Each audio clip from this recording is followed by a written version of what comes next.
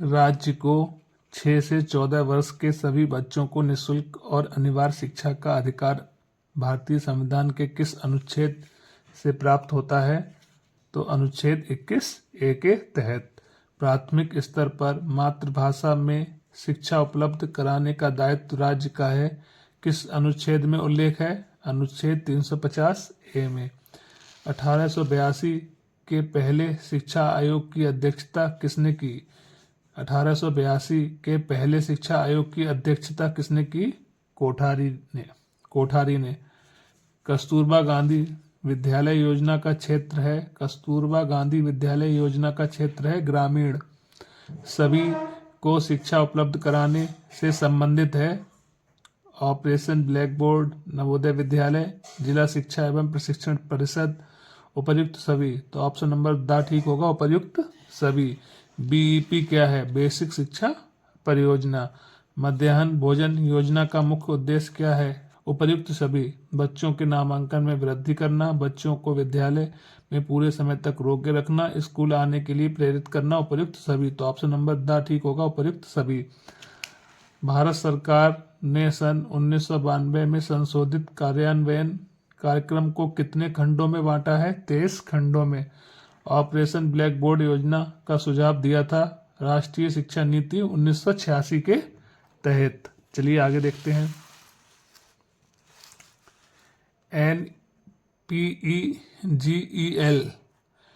NPEGEL में किस कक्षा की अपवंचित लड़कियों के अध्ययन करने का प्रावधान है? 4 से 7। जनसाला कार्यक्रम के अंतर्गत कौन सी संस्थाएं वित्तीय सहायता प्राप्त करा रही हैं?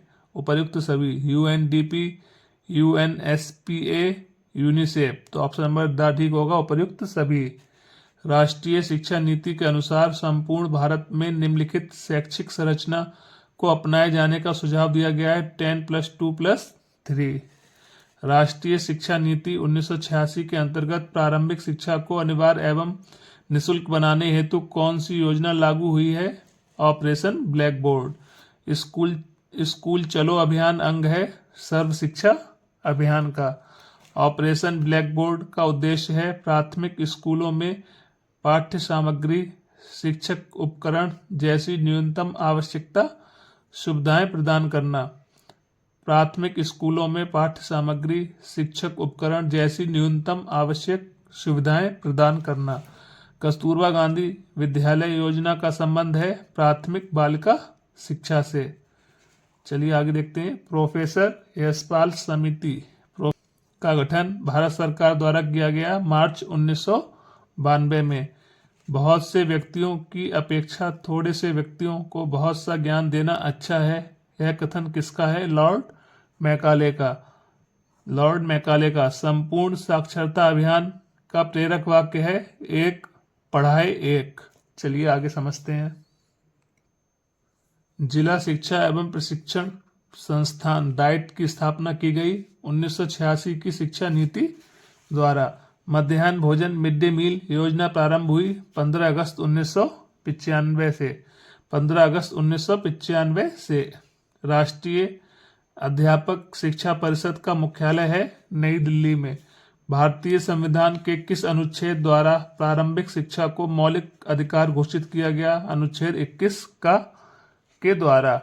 राष्ट्रीय पाठ्यचर्या की रूपरेखा 2005 के अनुसार ज्ञान को स्कूल के बाहरी जीवन से जोड़ना, पढ़ाई के रटंत पद्धति से मुक्त करना, पाठ्यचर्या पाठ्य पुस्तक केंद्रित न होना, उपर्युक्त सभी। तो ऑप्शन नंबर द ठीक होगा, उपर्युक्त सभी।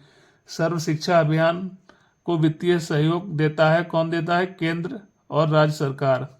देश का संविधान लागू किया गया 26 जनवरी 1950 को संविधान लागू किया गया।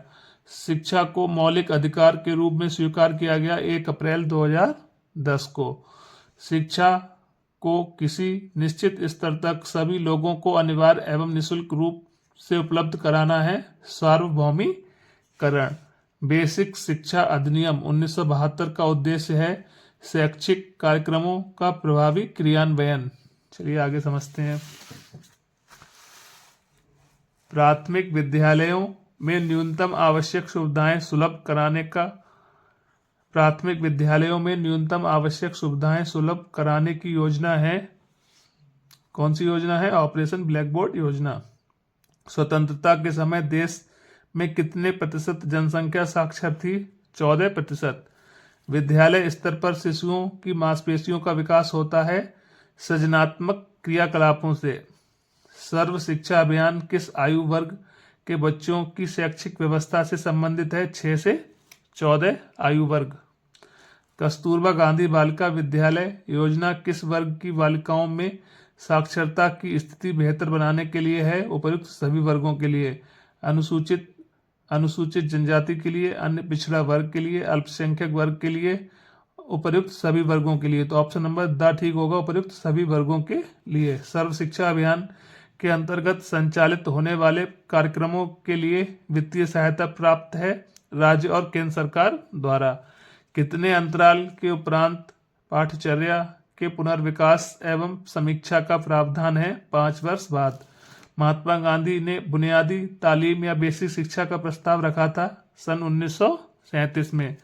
माध्यमिक शिक्षा आयोग के अध्यक्ष थे डॉक्टर लक्ष्मी स्वामी मुदालियर। निम्नलिखित में से किस स्तर के विद्यालय से बच्चों को स्वतंत्र रूप से विकसित करने के अवसर दिए जाने चाहिए? पूर्व प्राथमिक विद्यालय। ऑप्शन नंबर द ठीक होगा, पूर्व प्राथमिक विद्यालय। चलिए आगे समझते हैं। हिराश की समस्या से आशय है बीच में ही विद्यालय छोड़कर बच्चे का चले जाना। बीच में ही विद्यालय छोड़कर बच्चे का चले जाना। पटेल एक्ट संबंधित है प्राथमिक शिक्षा में गुणात्मक परिमाणात्मक वृद्धि से। राष्ट्रीय पाठ्यचर्या की रूपरेखा एनसीएफ 2005 के अनुसार मार्गदर्शक सिद्धांत में निहित है पाठ्यचर्या का संवर्धन पाठ्यपुस्तक पर केंद्रित करना। गोखले विधेयक प्रस्तुत किया गया था 16 मार्च 1911 में।